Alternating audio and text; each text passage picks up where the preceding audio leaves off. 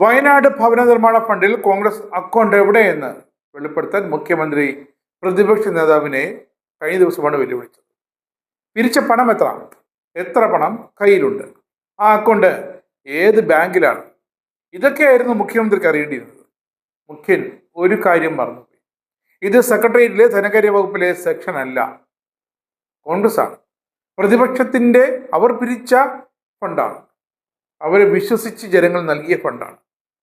വെട്ടിത്തിരുത്തും കുറിയിടലും ഒന്നുമില്ലാതെയും principal സെക്രട്ടറിയൊക്കെ കാണാതെയും ഒക്കെ കൃത്യമായ കണക്ക് വന്നിരിക്കും. അതെ, ആ കണക്ക് വന്നു.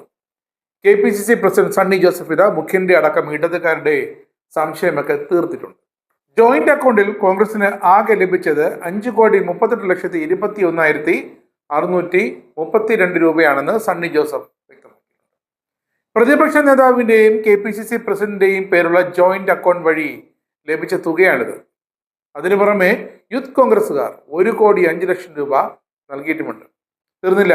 അക്കൗണ്ട് എവിടെ എന്ന മുഖ്യമന്ത്രി ചോദ്യത്തിന് വയനാട് ദുരിതബാധിതർക്കായി പിരിച്ചെടുത്ത പണം ധനലക്ഷ്മി ബാങ്കിന്റെ കോൺഗ്രസിന്റെ അക്കൗണ്ടിലുണ്ടെന്ന് വെളിപ്പെടുത്തിയിരിക്കുകയാണ് AICC general secretary KC Venugopal MP. Dhanlaxmi ബാങ്കിന്റെ തിരുവനന്തപുരത്തെ ബ്രാഞ്ചിൽ ഈ പണമുണ്ട്. പിരിഞ്ഞ് കിട്ടിയതിനേക്കാൾ കൂടിയ വിലയ്ക്കാണെന്ന് ഭൂമി വാങ്ങിയത്. ബാക്കി തുക KPCCയുടെ അക്കൗണ്ടിൽ നിന്നും നൽകിയിട്ടുണ്ട്. വീട് നിർമ്മാണത്തിനായി ആദ്യഘട്ടത്തിൽ 3 ഏക്കർ 24.5 സെന്റ് സ്ഥലം വാങ്ങിയെന്നും ഇതിനായി രജിസ്ട്രേഷൻ ഉൾപ്പെടെ 3,68,36,388 രൂപ ചെലവിട്ടെന്നുമാണ് സണ്ണി ജോസഫ് മുഖ്യമന്ത്രിയുടെ ആ ചോദ്യങ്ങൾക്കുള്ള പ്രതികരണമായി പറഞ്ഞത്. കൂടാതെ ആപ്പ് നിർമ്മിക്കാനായി K. സുധാകരൻ പ്രസിഡന്റായിരിക്കെ 9,30,000 രൂപയും ചെലവഴിച്ചു. രണ്ടാം ഘട്ടത്തിൽ 2,50,30,272 രൂപ ചെലവിട്ടു. 2 ഏക്കർ 18 സെന്റ് ഭൂമിയാണ് അങ്ങനെ വാങ്ങിയത്. ഇതിനായി KPCCയുടെ തനത് ഫണ്ടിൽ നിന്നും 97,51,212 രൂപ അധികമായി ചെലവിട്ടു. ഇനി ഭൂമി വാങ്ങുന്നതിനും മറ്റുമായി 73,90,985 രൂപ വേണ്ടിവരും. വീട് നിർമ്മാണത്തിനേക്കാൾ പിരിച്ചതിനേക്കാൾ കൂടുതൽ പണം ചെലവഴിച്ചു കഴിഞ്ഞു. ഇനി വീട് നിർമ്മാണത്തിനായി പണം പിരിക്കില്ല. പാർട്ടി ഫണ്ട് ഉപയോഗിച്ച് വീടുകളുടെ നിർമ്മാണം പൂർത്തിയാകും.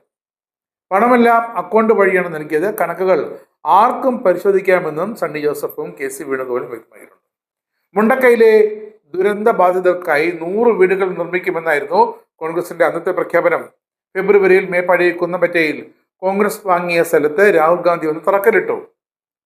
കുന്നംപറ്റയിലെ പദ്ധതിക്കായി 3.26 ഏക്കർ ഭൂമി രജിസ്റ്റർ ചെയ്തതായാണ് പ്രിയങ്ക ഗാന്ധി പറഞ്ഞത്.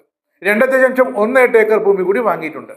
മറ്റൊരിടത്ത് 5 ഏക്കർ ഭൂമി വാങ്ങാനുള്ള ചർച്ചകൾ നടക്കുന്നതായും പ്രിയങ്ക അന്ന് വ്യക്തമാക്കിയിരുന്നു. ഭൂമി ഇനിയും വാങ്ങിയിരിക്കും.